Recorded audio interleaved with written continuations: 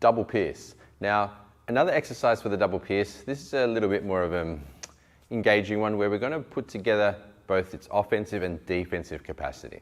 Now, what that looks like is Carlson's going to shape up towards me and Wing Chun style. You are a Wing Chun guy.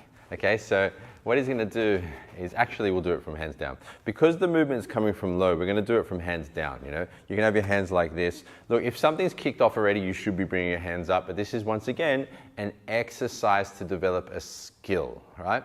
So from his hands in a lower position, something like that is fine, because you're not going to be walking around like this, are you, right? So something like that is fine. He's just going to reach up and use this as like a lead finger jab or an eye strike. Now, when you're holding the pad for a partner, this is one where you want to start off easy with the pressure. So I don't actually push back into his fingers like you would when he's punching and break his fingers. That is being a terrible training partner. What you do here for the sake of, not hurting our training partners and safety, as Carlson throws the finger jab, I loose with the connection. I allow the pressure to go back, because I don't want to be slamming the pad into his fingers. So be very conscious of that. You can also, if you don't have pads, you can just put your hand and they can aim to the kind of the eye of the palm. You can put the hand up and they just aim to the eye of the palm. Boom, yeah. So in this exercise, either with a pad or with your hand, your partner's going to have the hands here. They're going to be tracking you, and you bring it up and start off slow. And what we're looking for here is precision of movement and also structural integrity. Meaning, as Carlson does do the strike, he wants to make sure he's centered so he has the spine support behind the limb, and he's aiming all like water shooting out through his fingers. So he has a certain sense of robustness through the fingers, so that if I put pressure on them, they're quite strong, yeah? So not like this, together and aiming forward and through the hands, so that as we put pressure on them, there's a sense of strength or unity in the integrity of the structure working together. So as I walk around, I bring it up, Carlson starts with his hands in that kind of, I'm a bouncer, mate, you're not coming in here, right? And then you bring it up, yeah, good, yeah? And just an easy sense, just let the pressure go a little bit, yeah? It's more about precision, yeah? Bang, yeah? Precision, so it's about precision of targeting and robustness of structure. Bang, yeah? You can also think of it in terms of reflex, because when the pad comes up, you move, yeah? Pad comes up, you move. And then you can alter the hands that you're using. Bang, you can go, yeah?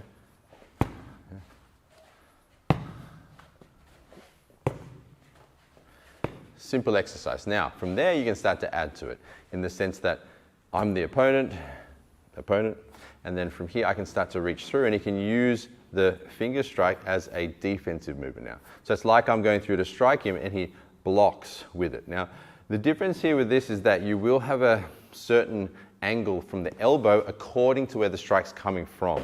So if Carlson's coming through to use the finger, the finger jab or the finger strike, right, against my punch coming through. If it is a narrow, straight style strike coming through here, then his elbow will be more closer to the body or more mirrored to mine, because he can still protect himself. Whereas if I start to hook around the outside, he will, if he keeps his elbow narrow, I'll be able to hit him.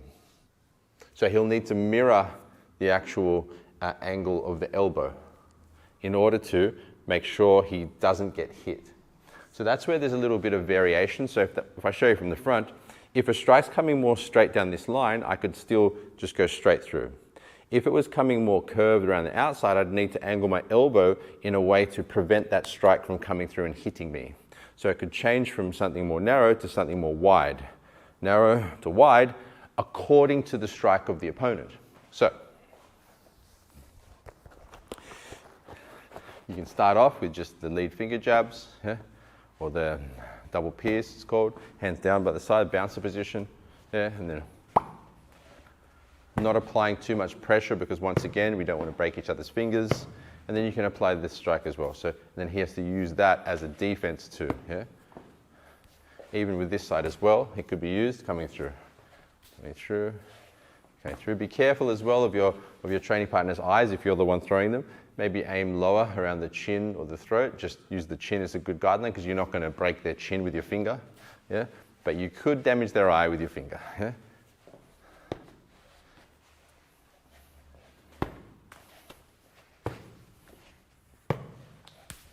Ooh, spicy. Yeah, so that's the exercise there. It's a simple one. Have a play around with that. If you have any additions, add it in there too. If you have a training partner, you can do it with just the palm or with a pad. Pads are pretty cheap. You can probably pick them up for $10 down at a sports shop or less, unless you get the really expensive ones. And if you don't have a training partner, play around in your mind. So have someone coming at you and move the hand out, move the hand out. And remember, your ultimate goal is to be in the state. Centered, sensing, syncing, seeing, and that good feeling, so that you have that power coming through your system. Okay, any questions, put them in the community, and I look forward to seeing you in our next lesson.